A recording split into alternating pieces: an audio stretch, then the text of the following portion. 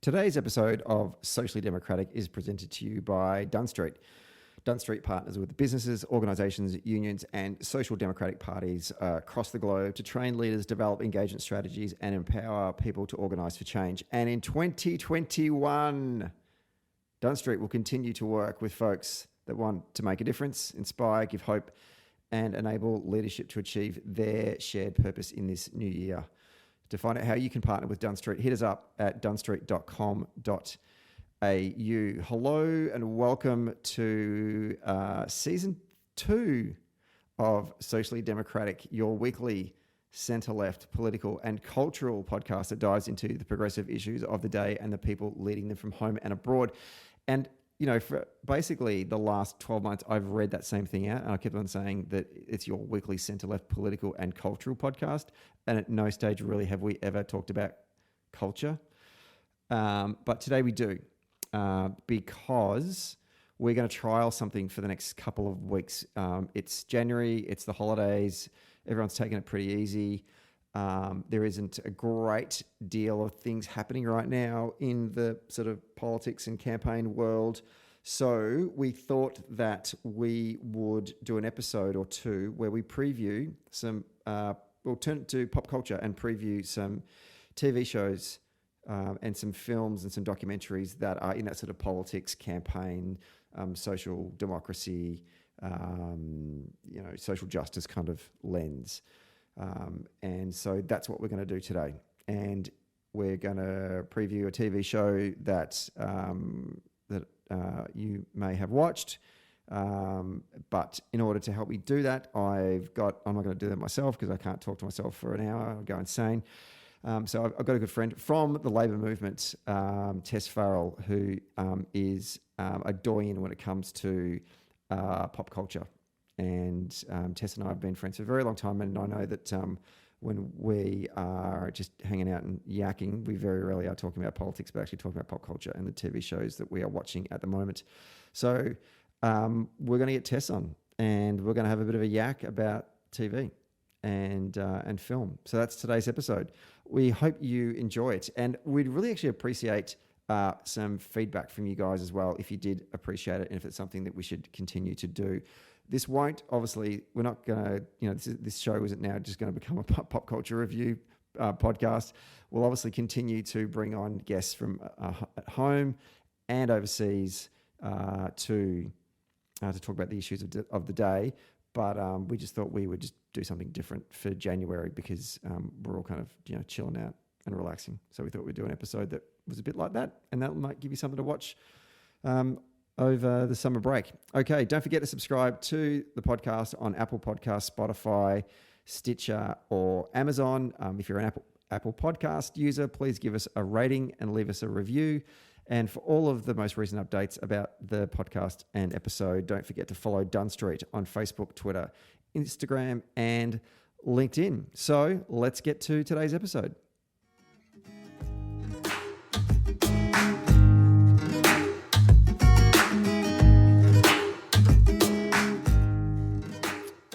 Okay, we're taping this one on a Wednesday night in glorious summer Melbourne.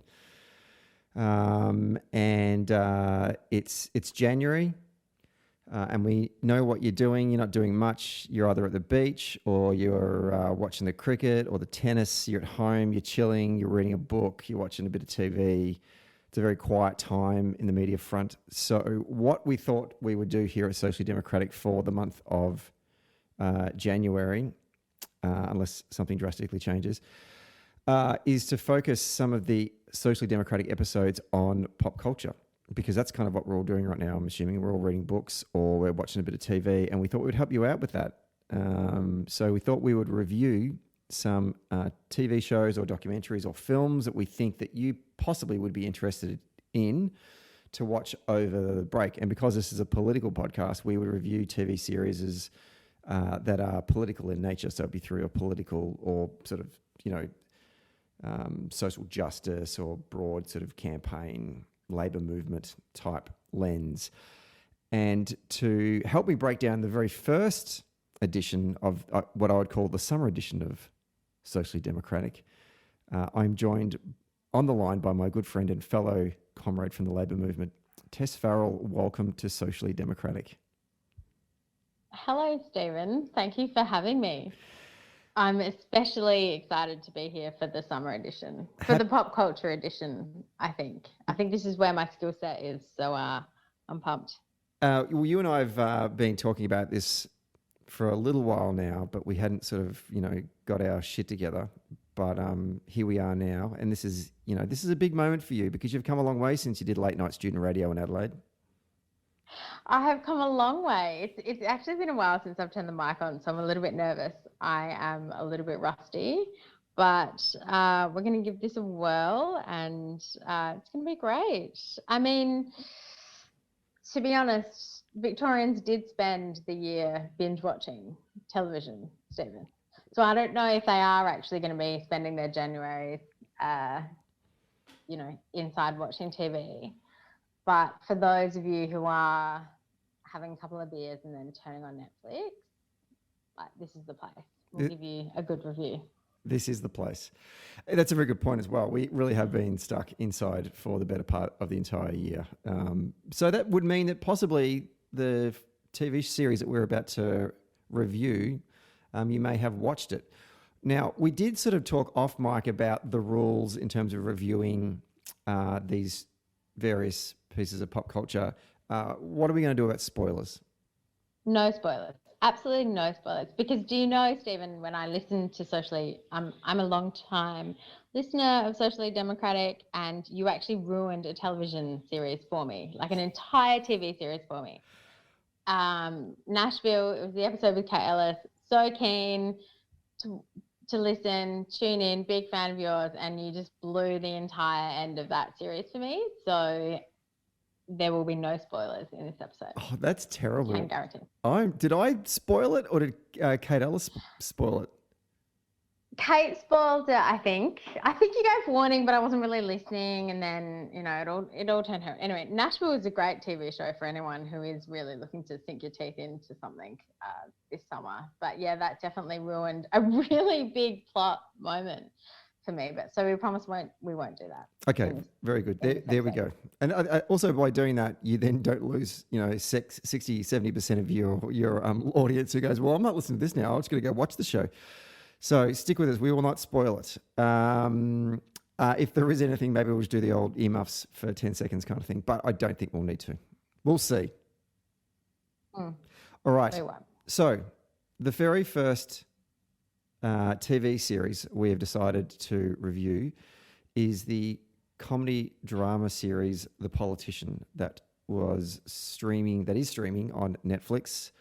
It's from the creators of Glee. So it was created by Ryan Murphy, Brad Falchuk, and Ian Brennan. And there's 2 seasons that have been released to date. The first one came out in sort of June last year, June 2019, and the second season came out this year. And I say this year, but this year's been so long that I don't actually know when it came out, but I feel like it came out roughly the same time, June. First of all, I never watched Glee. Did you watch Glee? Oh, I 100% did, and I rewatched the entire series in lockdown, so much so embarrassingly so, I really shouldn't say this publicly, but the Glee cast were my number 2 artist in my Spotify Wrapped. So that is so embarrassing. So yes, it was just, Glee was fun and light, and I love music, and it was just something I could switch on and not think about anything too seriously. So I did love Glee, so that's the reason why I tuned into The Politician. Well, that was my follow-up question. So was Glee your gateway drug to The Politician? Is that something you sort of went, that'll be interesting because I liked that, same people, I'll give this a crack? Because I'd not watched Glee, and I don't even know how I stumbled across The Politician. In fact, I think I was dubious about watching it when I first sat down. I think my partner said, no, watch this, you may be interested in this. I don't understand how you ended up watching The Politician either. Glee is 100% in my interests. I love it. So yeah, it was definitely my gateway drug. But I think anyone that's sort of vaguely interested in politics or student politics is going to tune into something that's called The Politician, especially in an election year, like a presidential election year that we had this year. Yes. So the premise, well, the central plot of The Politician is centered around a young man in high school by the name of Peyton Hobart, who was a senior at a fictional prep school called St. Sebastian in Santa Barbara, California. And he has an ambition to become the president of the United States. And his march to the White House begins with him running as the student body president at his high school, St. Sebastian. I didn't know much about the central plot before we started watching it. I think it's a cold open, the very first episode, and sort of sets a couple of scenes. And I was like, okay, this is kind of interesting, but I'm not entirely hooked just yet.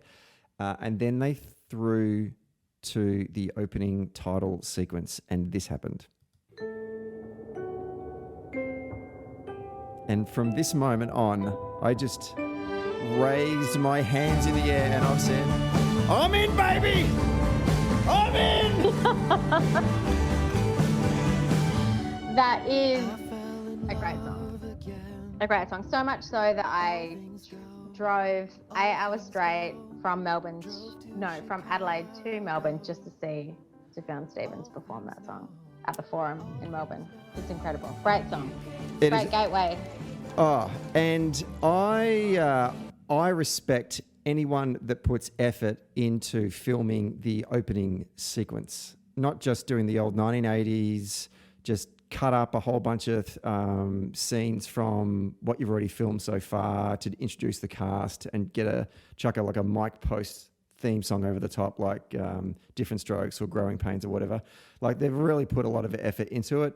And it has we'll talk more about this later because it's important. But from this moment on, I was hooked. I was like, well, I don't care how crap this is because this opening sequence is brilliant. I could just watch this every week and I'd be very happy. I just thought it was, it drew me in from the get-go.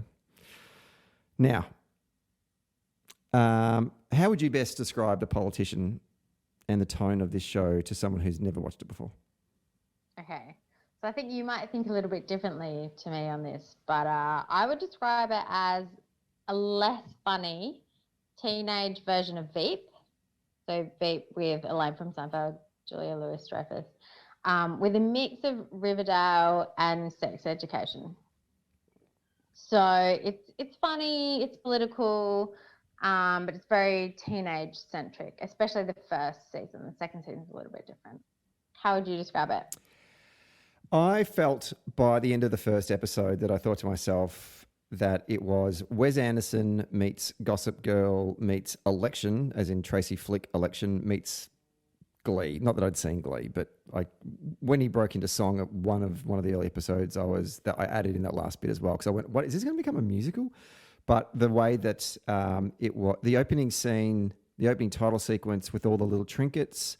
And the way it was framed, really Wes Anderson. A lot of the cinematography, the framing shots are all centered like Wes Anderson. The music, sort of the music in the background that links scenes, had a real kind of Royal Tenenbaums kind of vibe about it. If anyone who knows me well enough knows that Wes Anderson is my favorite director. If I could buy stocks in Wes Anderson, I would. So that was the first thing that was like, oh, okay, this is cool. Not only did you just drop Chicago by Sufjan Stevens, now you're actually just trying to mimic one of my favorite directors. But then that kind of preppy, wealthy, in this case, when I say Gossip Girl, I sort of smashed Gossip Girl and the OC together because it was done by the same person. But this is a West Coast style because it's based in California. I guess it was more the OC. But then there's that student politics high school component that I felt was very similar to Election, which is a great film that's got Matthew Broderick and Reese Witherspoon in it. And as I said before, and I just chuck in the Glee there for good mix, just because it breaks in a song every now and then. That would be the best way I describe it. Do you concur? Yeah, that's a great way to describe it. Everyone is so beautiful and so pretty, and everything is very over the top. But yeah, that's a genuine combination. It's a good way of describing it. But yeah, I mean, my reason for saying it's like Veep is because some of the sort of political elements, especially the student politics elements of it, are very sort of Veep-esque. Have you watched Veep? Yes, I have. Okay, good.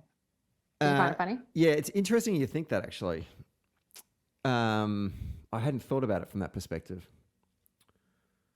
We'll talk later on about, or maybe we'll talk about it now. Like when you watch something that is political and you've got some background, broadly speaking, in the labour movement, you know more about politics than the average person that would be watching a show like The Politician. So I think you're always a little bit more critical of dramatisation of politics. And so when it doesn't stack up, I think they lose us, or they lose me anyway. I'd sort of, so many people who watched The West Wing, House of Cards, and Veep, I would always say to normal people who aren't in politics, I'd say the closest thing to politics out of those three isn't the first two, it is Veep. Veep is what politics is like.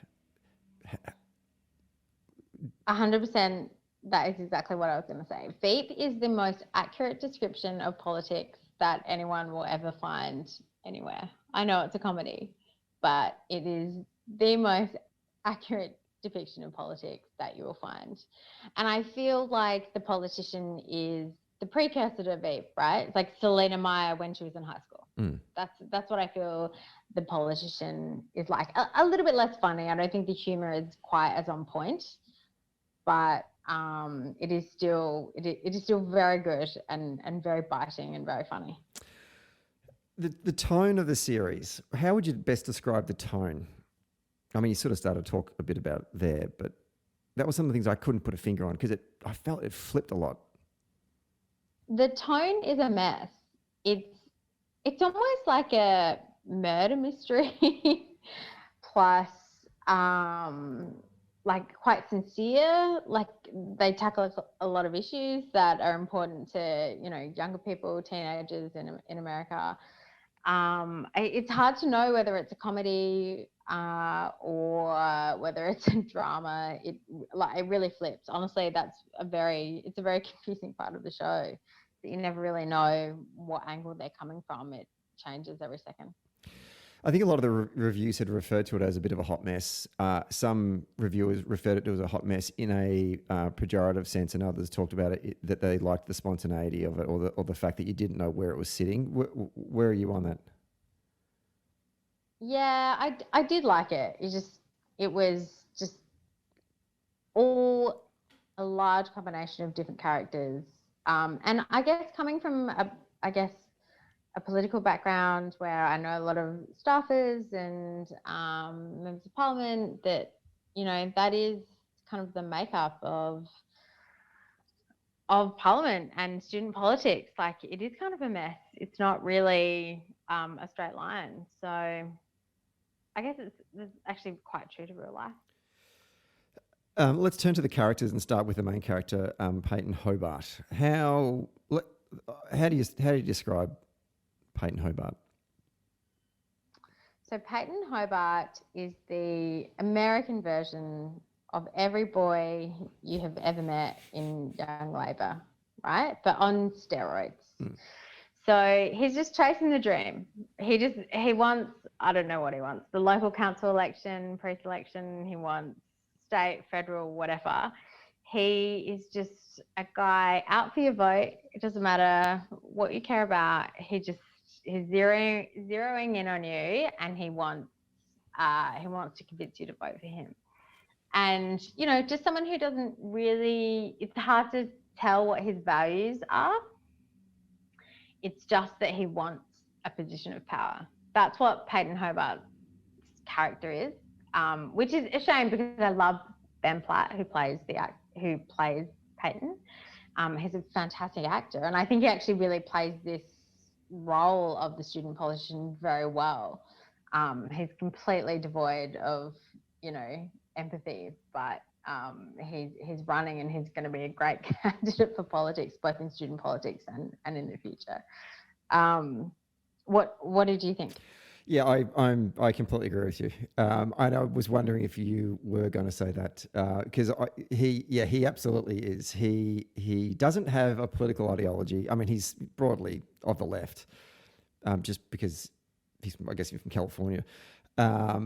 He's not running on any particular issue that he cares about, but he's running on the most advantageous issue that he can think of that will get him to where he needs to be. And it is just classic in real life student politics feel about it. And I think that's one of the interesting things about the opening title sequence, in that he is an empty wood-filled carving of himself, a shell of a human being that gets filled up with trinkets that slowly complete him to be what's meant to be the complete politician. So there's so many little Easter eggs in that opening sequence. You need to actually pause it and go and read it. Pause it and actually watch closely. There's a Saul Alinsky's Rules for Radicals book. There's Dale Carnegie's How to Win Friends and Influence People. There's prescription drugs. There's blank checks. There's a Harvard School pin. There's political campaign buttons. There's a silver spoon, an ode to the wealthy background that he has been brought into. There's books on. This is really cool. I don't know if you've noticed this, Tess. The books on the previous presidents. There's Reagan, Bush, Clinton, Obama. And then the final book says Idiot's Guide to Clowning. And the numbers at the bottom of each book. So the Obama book is volume 44. Clinton is 43. Bush is 42. Reagan is 40. And the number for the Idiot's Guide to Clowning is 45. Donald Trump is president number 45. I did not notice that. That's very sharp of you to have noticed that. I skip intro. That's the problem with being a binge Netflixer. I skip the intros. So you obviously have patience to watch the intro of the television show. That's how much I love the song and how much I love that intro. So he's a manufactured politician built piece by piece methodically. And that's how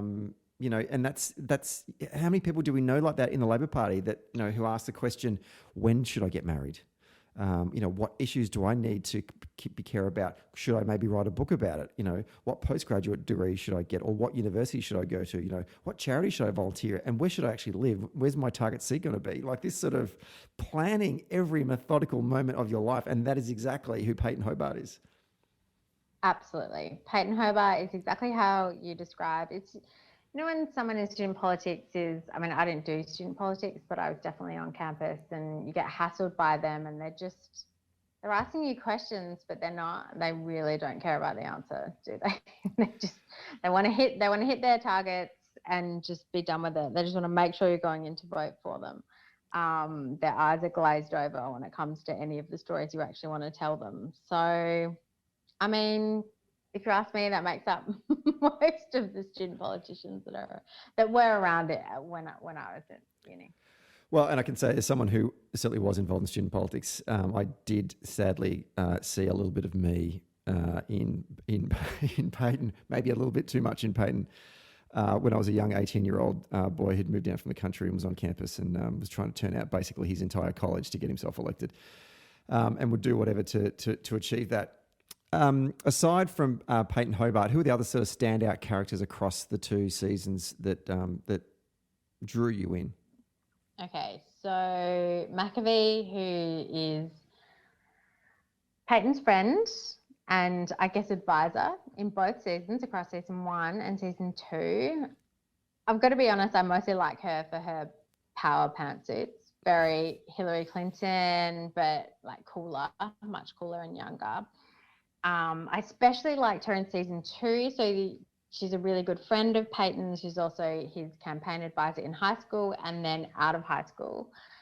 And in season 2, she goes in to work for Peyton's opponent, undercover. And that storyline is incredible. And I also really enjoyed the friendship between her and Peyton, because I think that exists a lot in politics, and the people that I know that work in politics, like, what is it? Are you an advisor or are you a friend? And, that's a complicated relationship to have if you've grown up from, high school or uni politics all the way up into state or federal politics, I guess. So I love McAfee. But the real standouts for me are Bette Midler and Judith Light. So Judith Light plays a long-standing New York senator, and Bette Midler plays essentially her chief of staff. And they are best mates. And I don't know, are they in their 70s, 60s? Yeah, I feel like it. 70s, probably. And that's a real reflection on the main character of the TV show, Peyton, and like his friends McAfee. And then it's like fast forward 50 years later, and you've got Bette Midler and Judith Light. So I loved that sort of juxtaposition of those two storylines. And I really do feel like the older women in politics, like looking at Peyton and just being like, you're babies, like you're bloody useless. I found that really, really interesting. They were great characters for me. I have to concur. It's annoying that we don't have the same. We have different opinions on this, because I was wondering where we'd go with that. Look, the review. If you go back and read for those of you who have watched the TV series, both series, the reviews are harsher of season 2, and that surprised me. Like Rotten Tomatoes, I think it got 40% for season 2, 57% for season 1. But I felt that the Judith Light and the Bette Midler characters that were introduced into season 2 made season 2. Like every scene that they were in, I loved. And I just thought it was such... Look, I mean, don't get me wrong, I loved season 1. Clearly I liked it enough to watch season 2. But just when those two came onto the screen, I just really enjoyed, as you said before, their relationship, the juxtaposition between a young campaign and the tried and tested, we never lose. Why do we need to change the way that we're campaigning? Let's just keep doing it the same way. And how there was that challenge thrown down to the establishment. I thought that was a really good subplot in season 2 and made it, really. So I'm surprised that, 1, that the critics didn't like it, and 2, how could you just, Bette Midler was amazing.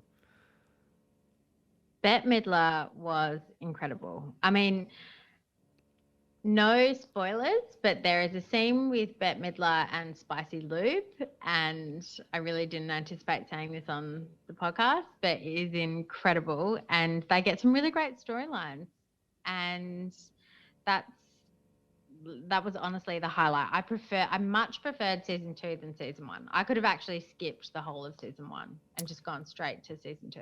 Huh, that's interesting. Why? I don't know. Maybe because I'm bored of student politics. I don't know. But I just thought it was more engaging. And there were more interesting characters, and there was more character development in season 2, which is why I was so surprised that it actually got universally panned by critics, when I really liked it more than the first season.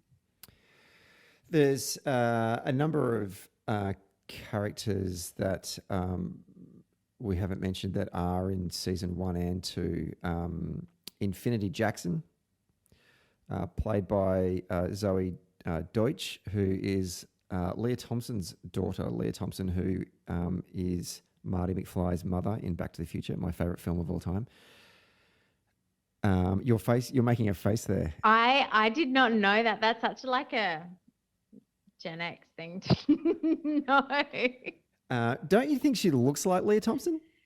No, oh, I don't know who Leah Thompson is. Oh my gosh. I need to go back and watch Back to the Future. But yes.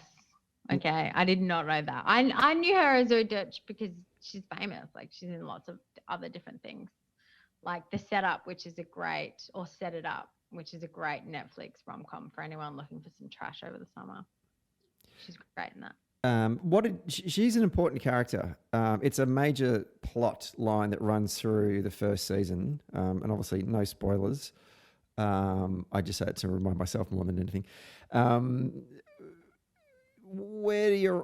If you're picking your starting five in a TV series basketball team, does Infinity Jackson make it into your team? No, I found her so irritating and annoying. I did not like her at all in the season.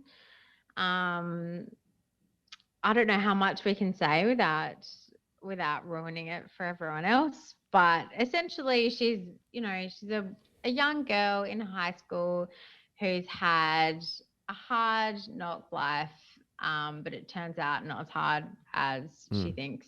And I found her really annoying. I found her character very annoying. Did you? Yeah, I did. And I couldn't work out whether or not it was she annoying or was her mother, Dusty Jackson, played by Jessica Lange, if the pair of them were just annoying the shit out of me the whole time. I couldn't work it out because it is an interesting plot once you find out the twist that happens there.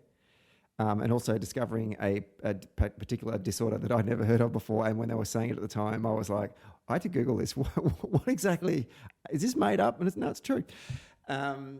Which then led me on to a sort of a Wikipedia black hole about it and didn't come out for a couple of days. But believe me, I know all about this particular disorder. Those scenes with Jessica Lange and Zoe Deutsch, it just annoyed me. I don't know why. Every time we went to that house, I was like, let's get out of there. Can we get back to what we're trying to do here, and that's get Peyton Hobart elected to student body president. I found that particularly annoying too, but it will probably play to. Did you ever watch American Horror Story? No, I did not. So that's Ryan Murphy as well. So Ryan Murphy made Glee. He made The Politician, and he made American Horror Story. And Jessica Lange is like a key person in American Horror Story. So that's like an interesting plot line for those fans. So I can see why they would have done that. But yeah, I did not enjoy it at all, because that's when it takes it from the sort of general political side of things to a completely different, out of this world orbit, I think. Yeah. It distracts from, yeah, you're right. It distracts from the political campaign that you so much so want Peyton to win. Yeah. Before we go on to talk about some other parts of the series, is there any other thoughts you want to share when we, in terms of characters?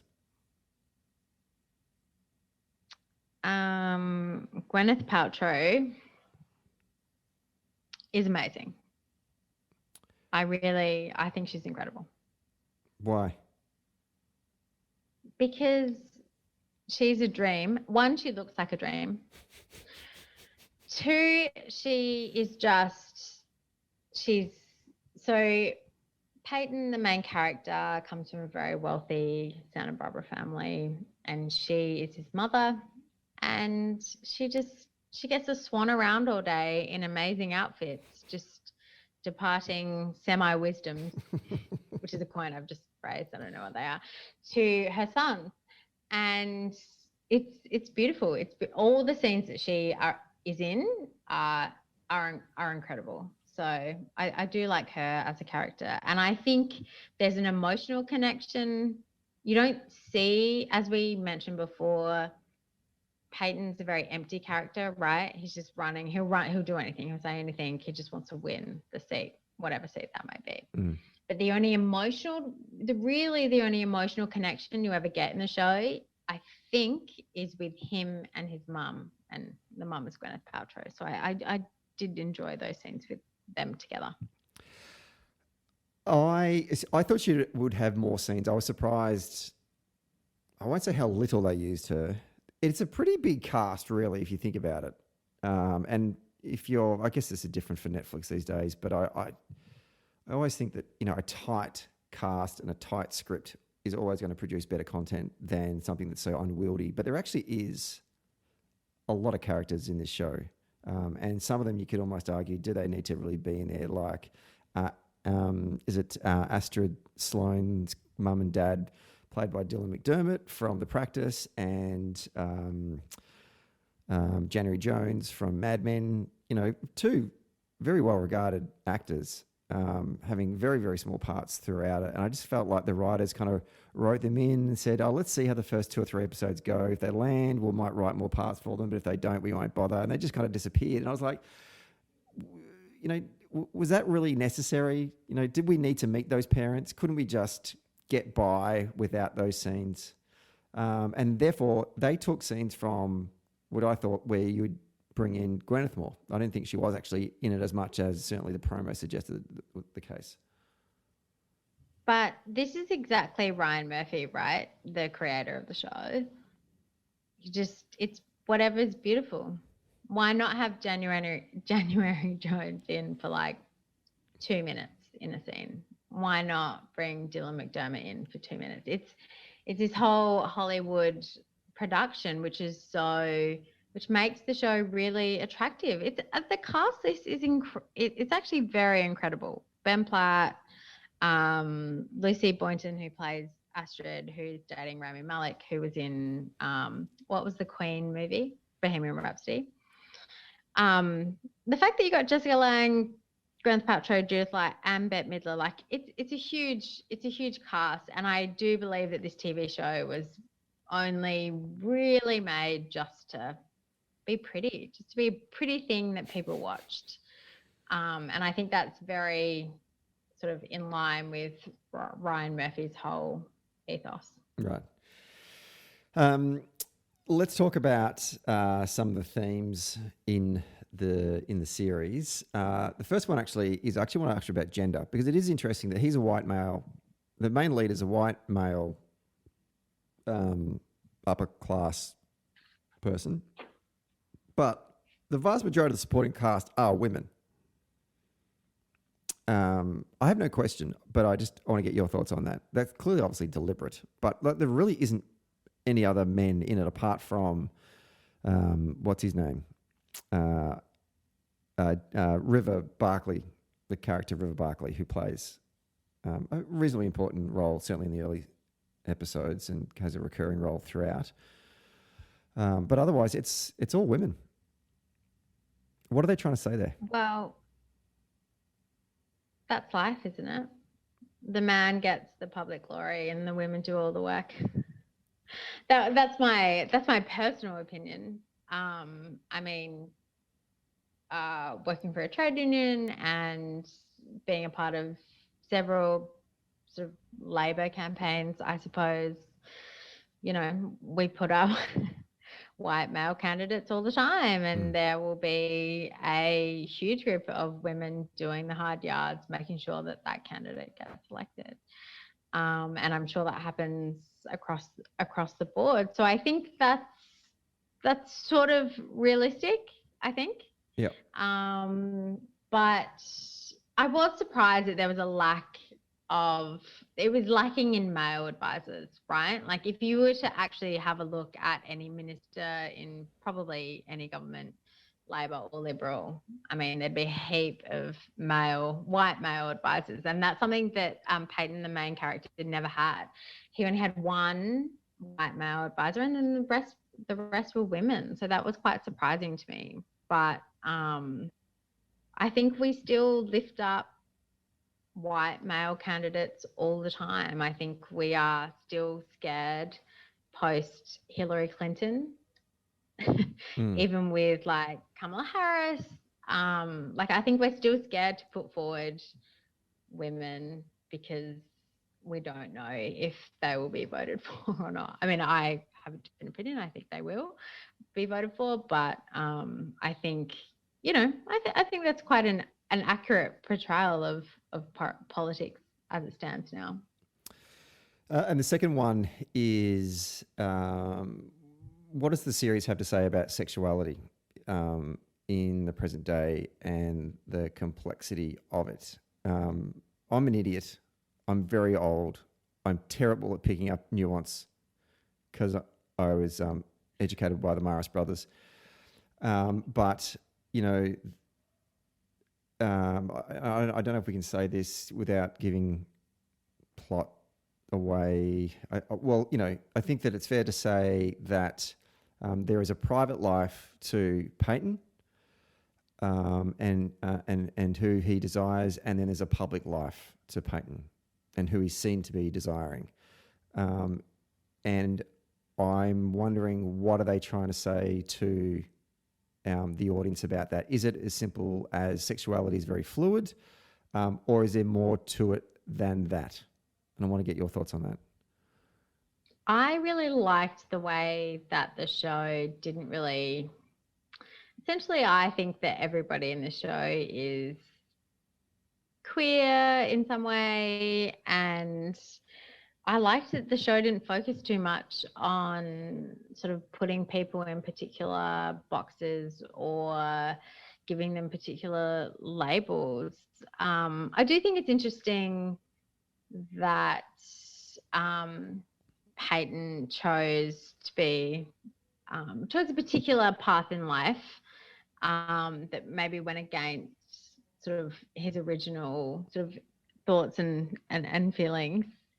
But I think it's great. Everyone kind of in the show got to do whatever they wanted, whenever they wanted. And I also think that's how life is now. It is vastly different. Even in politics now, it is vastly different to what it was a decade ago, I would say. But I enjoyed just not having the emphasis on saying, okay, this person is gay or this person is bisexual. I liked that they just kind of skimmed over it, and whoever was in a relationship at the time was in a relationship, and that was that. Also, I'm not sure whether this is the right time to mention it, but there's a throuple in the series, which I thought was incredible and very enlightened. And I think that's the first time in a political drama I've ever heard of a throuple be referenced. So if there's one reason why you're going to watch the show, it's to find out who is in the throuple, because it's worth watching just for that. Yeah, that is true. So your point you make there is interesting, because I wondered if that was what they were trying to do. I couldn't work out whether or not they were trying to make a statement about the private side of him, of Peyton, and the public side, and saying to the audience that in order to seek public office, there are expectations that the broader public expect of you. But at the same time, there were so many scenes and so many subplots throughout, and so many just moments throughout that were just kind of, this isn't, as you said, this isn't an issue. This is just a run-of-the-mill, this person happens to be dating this person at this particular time, and it's actually not that relevant to what's going on. It's just a part of the way that the characters are interacting with each other. And that's where I kind of got lost every now and then. I think I kind of got it by the second season. I was like, okay, I think I get this now, but I'd forgotten if, I can't remember if Peyton is out publicly in the series. Is he at school? Is that right? I can't remember now. I don't think he is. No, he's in a relationship with a woman for the most of his, for both seasons, I would say. Yeah, but it's given no weight in the series, which is what I find really interesting. It's like no one ever's like, oh, you're straight or you're gay. It doesn't become a big issue for him. But isn't there a tragedy there in some respects, because someone else, once again, not trying to give anything away, but somebody in the show is the love of his life. Really, I think he says that. Yes, that's true. And I think that is probably accurate in terms of where we are now. I mean, I can't think of too many prime ministers or presidents that have been openly gay. So I think there would still be a lot of pressure to hide that and to have a wife and to have a baby. I mean, there's still, there are so many people in politics that believe that you have to have a child and be married and to have the white picket fence to be a suitable candidate, Yeah. for politics. Well, in my opinion, anyway. Yeah. I think, I think that's true. I do think that, yeah, I mean, we still do sort of fantasize about the white picket fence, don't we? And that's what perhaps we want out of leaders. Well, not for me specifically, but The Herald Sun. I think a lot of people think that way. Yeah.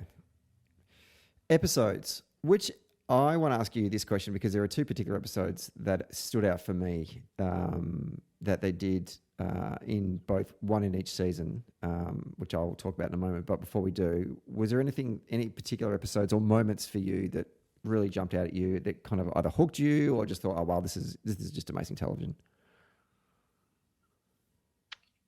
So both of my standout episodes are in season 2 because I really enjoyed that season more than season 1. The first standout episode was the cancel culture episode where Peyton gets caught out for being for cultural appropriation when he's 6, wearing a Halloween costume. And it goes through the motion of cancel culture, and it's so relevant to right now and just how quickly you can be absolutely done. And the pressure, who leaked the photo, who found it, who had him wearing this inappropriate outfit. And I think anyone who works in politics right now, knows how dangerous it is to be found out.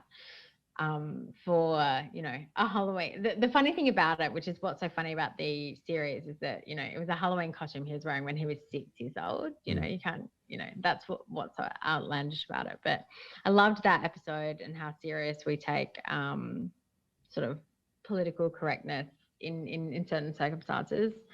I mean that was really one of my favorite episodes. And again, bringing up the throuple, which is really one of my favorite parts of this whole television series, the conscious unthroupling episode, which I won't give any spoilers, but there is obviously a throuple and then a conscious unthroupling, which is hilarious because that is what Gwyneth Paltrow said when she was breaking up with Chris Martin. She was consciously uncoupling from him. And then this episode is called Conscious Unthroupling, which is hilarious. So Gwyneth Paltrow's new husband, Brad Falchuk, is a creator of this show too. Well, okay. So, nice little nugget there. You've thrown back. You've hit back at me with the Leah Thompson is the mother. I didn't know that. You didn't know that? No. So Gwyneth Paltrow is married to Brad Falchuk, who is a creator of Glee, creator of all the things that Ryan Murphy is associated with. She's in the show and they're essentially taking the piss out of her in the title of the episode, Conscious Unthroupling. And that's great. I think Gwyneth Paltrow, whatever. She's got goop and everyone wants to crap on her, but, she's just doing her thing. Who cares? Believe it or don't believe it. I think she's beautiful. Yes, you made that very clear. That's going to be the name of the episode. Gwyneth Paltrow is beautiful. I think I just started. We'll keep that too. The two episodes for me that jumped out were in season 1 there was and I understand that the creators tend to do this in some of their other work as well, where they sort of do a standout episode that fits within the general plot, but it's through the eyes of a different type of character. So they've introduced in season 1, it's one episode through the window of a disaffected voter. Remember, season 1 is still at Sebastian, so it's a high school student. So, and it's basically, I guess they're just trying to say this is what disaffected heterosexual males who are completely disengaged from the political process. This is how they view election campaigns. I love that episode. I thought it was really, really cool. And the guy that was in it, I think he was in it. The guy that played the sort of disaffected voter was in for that episode and that episode alone and didn't appear again. And that, I like the uniqueness of that. In the second series, they did the same thing with the election that was taking place in the second season. But I thought that was even better because it was through the eyes of, we were introduced to two characters, a mother and a daughter. I guess you could say that they were sort of, the mother was from the boomer feminist generation and the daughter is 17, 18, 19. I think she was at college. And in some ways it was this sort of intergenerational liberal debate between the mother and the daughter. They're both centre left, but you could almost say that the mother was Hillary Clinton and the daughter was AOC, and they were just at each other's throats over the two particular candidates that are running in this particular election in season 2. And it was great. It was a beautiful episode. I love how it ended. I just thought the dialogue between the two of them was just what we're seeing on Twitter right now between the Hillary Clinton supporters and the AOC sort of radical left supporters. And it was there was the differences and the shared purpose and the commonalities that they couldn't see, but they hopefully eventually did through this election. It was really, really cool. I knew you would love those episodes. You're right into the voter stories and how they feel and their point of view, whereas I'm much more into the trash of the thruples and the cancel culture. So, no, I'm not surprised that they're your favourite episodes. They were also very good episodes. Yeah. And it's also good because it kind of took me by surprise. I was like, oh, you're trying different stuff. Good on you. I like this. Good job. Well done, Brad and team. Before we start to sort of wrap up, other bits that we haven't mentioned that you want to just throw in there, like the sets, costume, cinematography, music, any of that kind of stuff jump out at you want to talk up or talk down? Well, music, yes, please. Inject it into my veins. I love a musical number.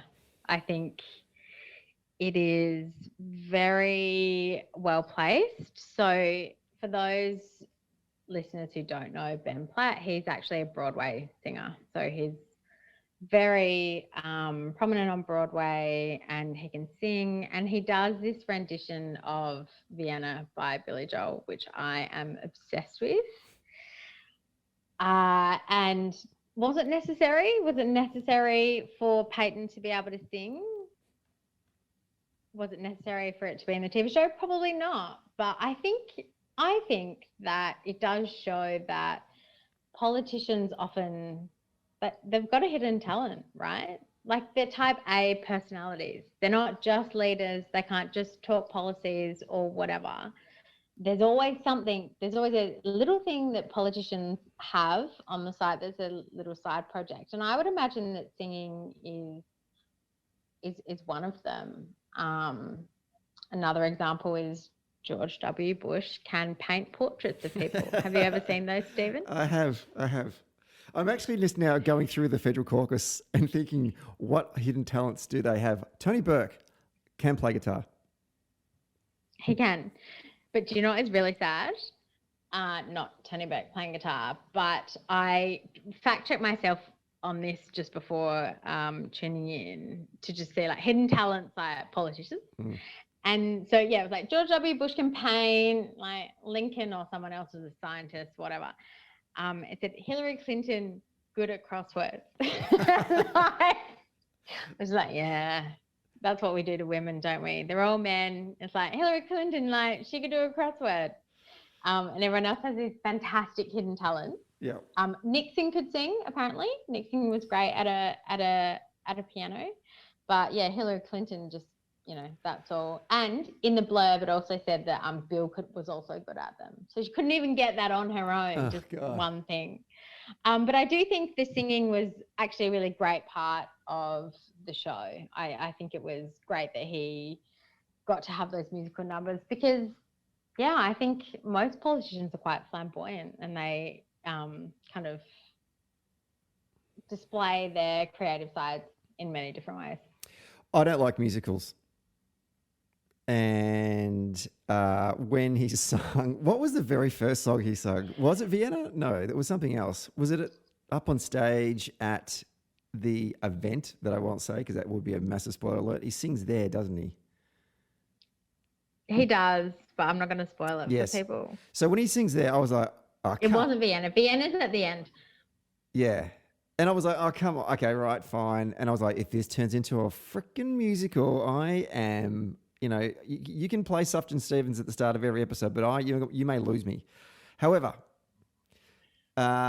once, I don't know whether because I discovered that he won a Tony for the Book of Mormon or whatever it was, but I was slowly seduced by that talent that he had to the point that when they did use it, certainly in the second season as well, the bar he's working in or whatever the hell he's doing there, I kind of came around to it. Like it wasn't make or break for me. If it wasn't in there, it wouldn't have mattered.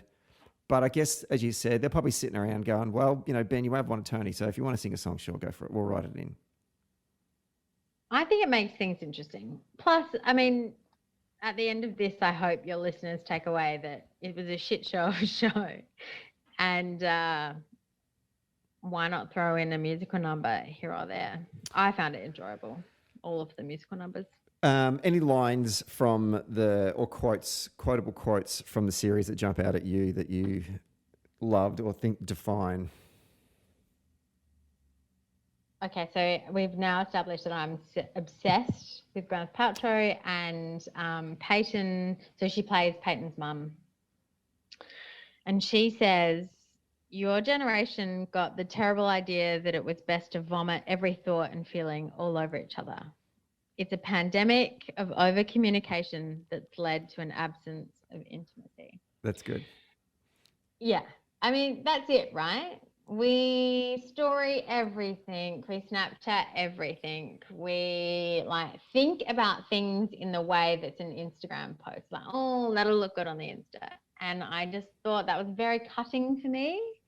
And I loved when she said that. So that was a take-home moment for me. There were heaps. There were lots of good lines in it, but that was something that really hit home hard for me. What about you? Peyton Hobart, when he was up at Harvard trying to get himself into that most prestigious of Ivy League colleges and says politics isn't about policies. A candidate is elected on a story, and the story I want to tell is that I went to Harvard. And I love it because I agree with the first premise of what he said. Politics isn't about policies. A candidate is elected on a story. Now, as you know, in my day job, public narrative is a very, very important part of organising, but it's also a very, very important part of campaigns as well. I would go further and say to Peyton that, you need to weave those policies into that candidate's story. So they're not mutually exclusive. But I love that. But then I love the fact that he then dialed it up. This speaks to his character. He's dialed it up and say, and the story I want to tell is that I went to freaking Harvard. So make this happen. That's a great line. And that sums up the show, right? Yeah. That's pretty much what it is. The privileged position you get to be in to even run, especially in the US, mostly in the US. That's what the show is all about, the privilege that some people get who are allowed to run for office, that other people just never get that opportunity because he is a wealthy, white male. And there you go. And the blinkers are on and it's laser focus and I'll do whatever I can to make this happen. Get out of the way, or, you're either with me or, just get out of the way. Where do you think this show stacks up in the pantheon of sort of that teen generational TV drama? Is this the series for Generation Z the way that The OC or Gossip Girl was for millennials? Granted, sorry, before you answer that, sorry, Tess. Granted that I assume, I had not have done my research here, but I assume that we are going to have a season 3. I know that COVID's obviously stuffed that up a little bit, but the way that the season 2 ended, I feel like we're on this journey to, the White House in some way. So I think there's going to be season 3, but so we're not done yet. But still, we've got a body of evidence here. We've got 2 seasons. Will this become that sort of TV drama that this generation will look at and go, yeah, that sort of summed up me? No, I don't think so. I mean, it just hasn't nearly been as popular as The OC or Gossip Girl, right? And it doesn't reach as many people purely for having the word politician in its title, right? I think. Like, everyone wants to be rich and beautiful, which is what the characters were in The OC and in Gossip Girl. They were rich and they were beautiful. Not everyone wants to be the president. This is going to be heartbreaking for some people listening, but, for some people, wanting to be a politician is quite lame. So, do you know what I mean? It doesn't have that broad appeal. I don't think it's going to hit. I don't think it's, a series that's going to really capture a whole generation of people, because I just don't think it has, just purely for being sort of a political drama, or labelled a political drama. Is that because, partly because of the actual content? And I think it's more nuanced than Gossip Girl, for example. Gossip Girl basically is 7 seasons of the same episode week after week after week. It's just a formula that they just repeat. And the characters keep on making the same mistakes about 45 minutes into the episode, then only to then try and fix it by hit the hour. Whereas this show, there's more diversity to it in terms of characters and plot lines and whatnot. So it's not as, I don't think it's as trashy as say Gossip Girl. No, that's right. And it doesn't capture all those people who just want trash. Mm. It's a little bit more thoughtful. So that's why I don't think it's going to be a show of, of a generator for Gen Z. I think it won't really kind of hit the mark. And you haven't seen it reported as much, in the media. So, it hasn't really hit home. Like, I was genuinely dressing like the characters in the OC and Gossip Girl. I don't really see anyone sort of, in the same power suits as Maccabee, my favorite character from the show. But I mean, there might be some people, but I don't think it's going to last. I don't think it sticks. What is the TV show then that's going to define Generation Z?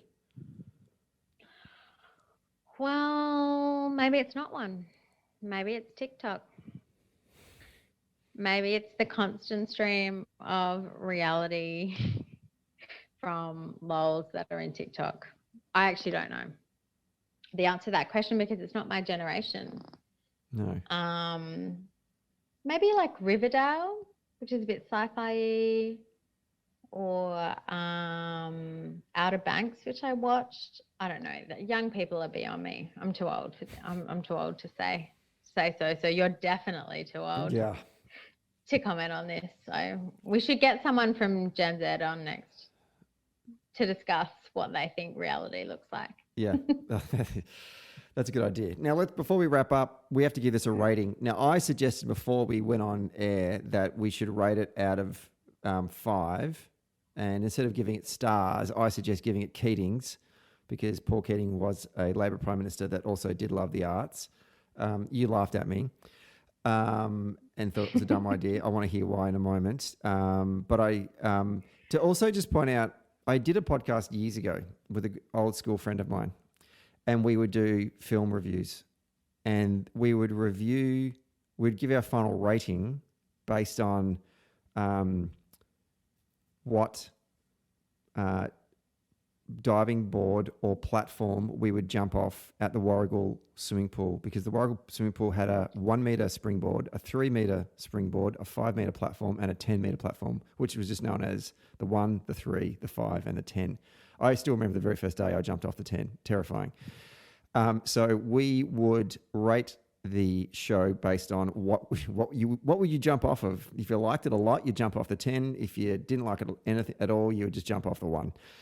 That's how we rated it. Now, I'm open to you coming up with a rating system that is going to define how we measure some of these pop culture contributions, starting with the politician today, but we will do more into the future if this is successful and if I don't get death threats through Twitter or social media about do not ever do that again, Stephen. That was a really dumb idea. But I think we've gone okay and we haven't spoilt anything. But oh my gosh, I will hate if I have come on and ruined your podcast just from this one podcast episode. I'm sorry. I hope I haven't brought lowered the bar for all your other very important guests that you've had on.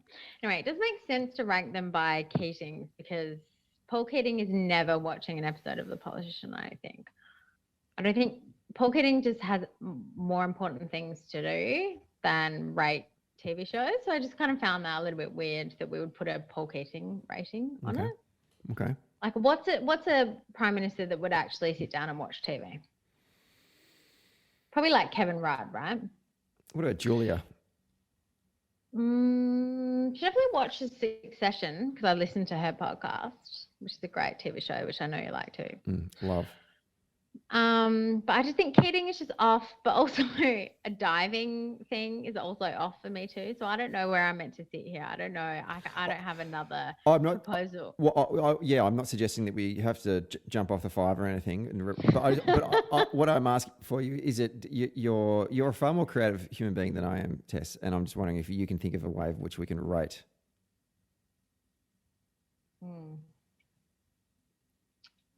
I'm stumped. I'm stumped for a rating system. Okay. I think.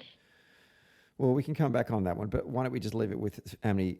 And let's stick with the good old-fashioned number out of 5 to start with. 5 being super good, like wicked awesome, and not 1 being, or 0, in fact, being just a toilet of a TV show. What do you give The Politician out of 5? And you can go you can do halves as well. I will go with a 3. Right. It's very pretty. It's easy to watch. It's engaging. I think it's worth watching. 3 stars. 3 Keatings. 3 jumps off the Warrigal diving board. Did I get that right? Very good. Yeah, you did actually. That's good. I'll give it 3.5. Okay. And the half is for Chicago, Sufjan Stevens. Such a good artist. Such a good song. I know. New album out too right now too. Check it out. Do yourself a favour, as Molly Meldrum used to say. Tess Farrell, thank you very much for dedicating an hour of your beach time to breaking down season 1 and 2 of The Politician without spoiling it. I think it's quite an achievement. Will you come back again and do another one? Yes, absolutely. I'm always happy to talk about TV. I used to be the friend in my friendship group that people came to for television recommendations. But then COVID happened and everyone became an expert binger, and then I got that title taken away from me. So I will happily come back on and talk TV anytime. Wonderful. Thank you for having me. Thank you. Talk to you soon.